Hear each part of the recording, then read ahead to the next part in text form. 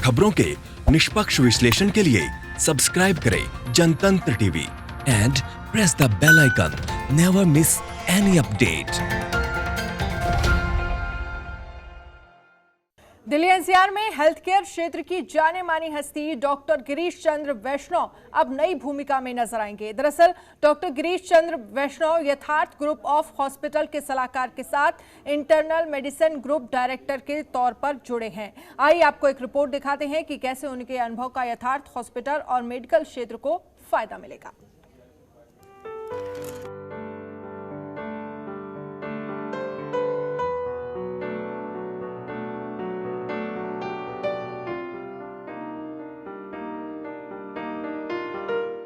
सालों से मेडिकल क्षेत्र में रहकर जनता की सेवा करने वाले जाने माने डॉक्टर गिरीश चंद्र वैष्णव ने यथार्थ ग्रुप ऑफ हॉस्पिटल को इंटरनल मेडिसिन ग्रुप डायरेक्टर के तौर पर ज्वाइन कर लिया है। यथार्थ हॉस्पिटल की ओर से आयोजित किए गए एक कार्यक्रम के दौरान डॉक्टर गिरीश चंद्र वैष्णव को इस ग्रुप का सलाहकार भी नियुक्त किया गया। इस कार्यक्रम के दौरान हॉस्पिटल के मैनेजिंग डायरेक्टर डॉक्टर कपिल त्यागी और चेयरमैन डॉक्टर अजय त्यागी भी मौजूद थे। तो मैं हर पेशेंट को जिसको भी ट्रीटमेंट देता हूँ उसको ये समझ के देता हूँ कि इसकी जगह मेरा कोई नियर एंड डियर वंस होता तो उसको मैं कैसे ट्रीट करता हूँ, और पेशेंट सेंट्रिक हूँ और पेशेंट के लिए कुछ भी कर सकता हूँ। और इस प्रोफेशन में 1986 में एमडी करने के बाद केवल पेशेंट ही देख रहा हूँ, कोई और काम आता भी नहीं है। 1981 से अपने मेडिकल करियर की शुरुआत करने वाले डॉक्टर जीसी वैष्णव को 2007 में नोएडा रत्न और 2011 में दिल्ली रत्न जैसे अवार्ड से सम्मानित किया जा चुका है। डॉक्टर वैष्णव को डायबिटीज के मरीजों को ठीक करने में महारत हासिल है। जो टीम है, डॉक्टर्स की टीम है, पैरामेडिकल स्टाफ की, नर्सेज की टीम है, उन सब के बारे में जब मुझे पता चला तो मुझे लगा कि ये टीम में जुड़ करके कुछ किया जा सकता है। देखिए, मैं डॉक्टर हूँ और मुझे बहुत गर्व है कि मैं एक डॉक्टर हूँ और मैं भगवान का शुक्रगुजार हूँ कि उसने मुझे डॉक्टर बनाया। वहीं यथार्थ हॉस्पिटल के मैनेजिंग डायरेक्टर डॉक्टर कपिल त्यागी और चेयरमैन डॉक्टर अजय त्यागी ने भी डॉक्टर वैष्णव के अस्पताल से जुड़ने पर खुशी जाहिर की।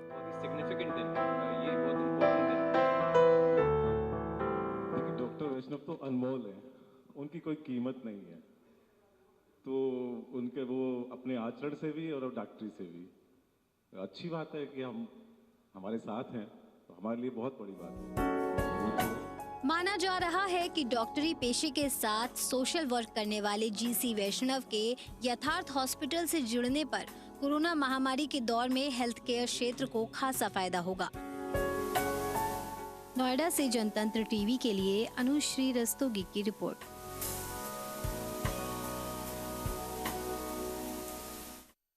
और डॉक्टर गिरीश चंद्र वैष्णव की से उनकी नई भूमिका पर विस्तार से बात की हमारी संवाददाता अनुश्री रस्तोगी ने। तो आज हम बात करने जा रहे हैं डॉक्टर वैष्णव से। सर, बधाई हो बहुत बहुत आपको इस पोजीशन के लिए। और मेरा सबसे पहला सवाल जो आपसे होगा वो इस बारे में होगा कि आपकी ट्रीटमेंट स्ट्रैटेजीज के लिए कहा जाता है कि वो बहुत अलग होती हैं बाकी सभी लोगों से, थोड़ा विस्तार से बताइए। इन जनरल बात कर रही है आप? हाँ।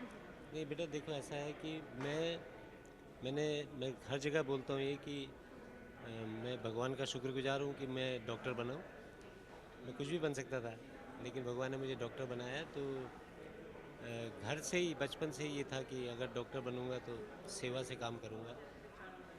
तो मैं हर पेशेंट को जिसको भी ट्रीटमेंट देता हूँ उसको ये समझ के देता हूँ कि इसकी जगह मेरा कोई नियर एंड डियर वंस होता तो उसको मैं कैसे ट्रीट करता हूँ। और पेशेंट सेंट्रिक हूँ और पेशेंट के लिए कुछ भी कर सकता हूँ। और इस प्रोफेशन में 1986 में एमडी करने के बाद केवल पेशेंट ही देख रहा हूँ, कोई और काम आता भी नहीं है। तो उससे ये होता है कि पेशेंट से बात करके ये पता चल जाता है उसको क्या प्रॉब्लम है, कैसे प्रॉब्लम है। पूरा समय देता हूँ, पूरे ढंग से उनकी बातें सुनता हूँ। तो उससे खुद को भी संतुष्टि मिलती है, कुछ सेटिस्फेक्शन मिलता है, रात को नींद अच्छी आती है। जब पेशेंट ठीक होते हैं तो उनका आशीर्वाद मिलता है। और मैं पूरा अभी तक जहाँ तक तो भगवान की कृपा से पहुंचा हूं। उसमें मेरे पेशेंट्स का आशीर्वाद बहुत है, उनकी शुभकामनाएं बहुत है इसमें, और आगे भी यही करना चाहता हूं कि मेरे बाकी जो अपने कलीग होते हैं डॉक्टर्स, उनको भी यही मैं सलाह देता हूं कि पेशेंट से बात करते करते ही आपको उसकी बीमारी के बारे में पता चल जाता है। तो दूसरा सवाल मेरा आपसे होगा कि अभी हमने सुना कि कोरोनिल आई है दवा, आयुर्वेद कहा गया, बाबा रामदेव ने लॉन्च की, कहा कि कोरोना की दवा है। इस पर आपका क्या कमेंट है? क्या ऐसी आयुर्वेदिक दवाओं से कुछ हो सकता है? और जिस तरह से बाद में पता चला कि उनके पास लाइसेंस नहीं था, उसके बारे में आपका क्या कमेंट है? नहीं बेटा, देखो ऐसा है कि अभी तक इस बीमारी के बारे में, कोरोना जो है, कोविड-19 के बारे में किसी को कुछ नहीं मालूम है। दुनिया के बड़े बड़े साइंटिस्ट, बड़े बड़े रिसर्चर, बड़े बड़े मेडिकल स्पेशलिस्ट इसके बारे में बात कर रहे हैं। लास्ट आप सोचिए, अगर हम दिसंबर का भी लें, दिसंबर से शुरू हो गया, ये 7 महीने हो गए हैं, अभी इसके बारे में कुछ नहीं पता चला। जो आज बात होती है, WHO बोलता है या कोई साइंटिस्ट बोलता है कि ये दवाई है, कल उसके बारे में आ जाता है कि कुछ पता नहीं। तो जब इतनी रिसर्च के बावजूद कोई इसका कोई निष्कर्ष नहीं निकला, तो मुझे ये नहीं लगता कि किसी और मेडिसिन की ब्रांच में, चाहे वो एलोपैथी हो, होम्योपैथी हो, आयुर्वेद हो, यूनानी हो, उसमें इसका कोई दवाई निकली हो। देखिए, दवाई लेने में कोई हर्ज नहीं है। मैंने कुछ चीज़ें जैसे बताई थी लोगों ने कि साहब कुछ दवाइयाँ हैं जिससे इम्यूनिटी बढ़ती है, उससे कोई प्रॉब्लम नहीं है। होम्योपैथी में भी मेरे पेशेंट पूछते हैं, ले लीजिए, नुकसान नहीं है, आप ले सकते, हो सकता है उससे इम्यूनिटी बढ़ती हो, लेकिन कोई ऑथेंटिक रिपोर्ट नहीं है, कोई ट्रायल नहीं है इस पर कि आप ये दवाई खाएंगे तो ठीक हो जाएगा। तो मैं अपने दर्शकों को ये बताना चाहूँगा कि किसी भी अंधविश्वास के रास्ते पर न चलें, साइंटिफिक डेटा देखें क्या है और उसी को फॉलो करें। सर, तीसरा सवाल मेरा होगा कि दिल्ली जो है इस वक्त वो कोविड कैपिटल बनती जा रही है, और जिस तरह से हर दिन के साथ कोरोना के केसेस बढ़ रहे हैं, पहली बात तो आपका कोविड कैपिटल पे क्या कमेंट होगा, और दूसरा उसी में सवाल मेरा ये है कि क्या सही तरीके से ट्रेसिंग एंड ट्रैकिंग हो रही है इन केसेस की, जो भी आपको क्या लगता है इस पर? देखिए, ये तो जो अभी हो रहा है ये तो होना ही था। हर जगह केसेस बढ़ेंगे, हमारी पॉपुलेशन इतनी ज़्यादा है, इतनी जनसंख्या में केसेस तो बढ़ते जाएंगे, क्योंकि हमारे वहाँ पे अनुशासन नाम की कोई चीज़ चलती नहीं है ज़्यादा। शुरू में कुछ लोग डर के मारे इसको करते रहे, लेकिन अभी आप मार्केट में चले जाइए, मास्क पहनने में लोगों को बहुत प्रॉब्लम होती है। सबसे बड़ी चीज़ ये है कि जितनी जनसंख्या है उस हिसाब से केसेस जो अब बढ़ने शुरू हुए हैं, आपने देखा होगा एम्स के डायरेक्टर साहब ने भी यही बोला था कि जून एंड के बाद केसेस बढ़ने शुरू होंगे, और ये केसेस बढ़ते जाएंगे। और इससे क्या है कि जैसे जैसे हमारे केसेस बढ़ेंगे, एक हर्ड इम्यूनिटी नाम की चीज़ होती है, जो हमें खुद ही इम्यूनिटी डेवलप हो जाएगी, और वही हमारा एक बचाव है। और इसी चीज़ को लेकर के अगर आप आगे बढ़ते जाएंगे, ट्रेसिंग होगी या कॉन्टैक्ट ट्रेसिंग होगी, उससे आपको नंबर ऑफ़ केसेस बढ़ेंगे। अगर आप केसेस ज़्यादा टेस्ट करेंगे तो नंबर ऑफ़ केसेस बढ़ेंगे। ये सिम्टोमेटिक केसेस भी हैं। कुछ लोग हैं जिनको जो छुपाते हैं कि सिम्टम हो गए, घर पे बैठे रहे, वो ठीक नहीं है, क्योंकि नंबर ऑफ़ केसेस से क्यों घबराना है। देखिए, आप अमेरिका जैसे देश में 34 लाख केसेस हो गए हैं, जो कि मुझे लगता है कि हार्ड इम्यूनिटी के लिए ये सब चीज़ें ज़रूरी है, क्योंकि और कोई तरीका नहीं है इससे पार पाने का। वैक्सीन को आने में अभी साल से 1.5 साल लग जाएंगे, और वो भी एक जनरल पब्लिक के पास कब पहुंचेगी ये इसका कोई अंदाज़ा नहीं है। और उससे भी माना 2021 अंत तक अगर वैक्सीन आती है तो 2022 में प्रोटेक्शन होगा, तब तक तो हमको इसी के साथ जीना है। कोविड-19 से, बीमारी से डरना नहीं है, लेकिन सावधानी बरत के अपने लाइफ को इसी के साथ जीना है।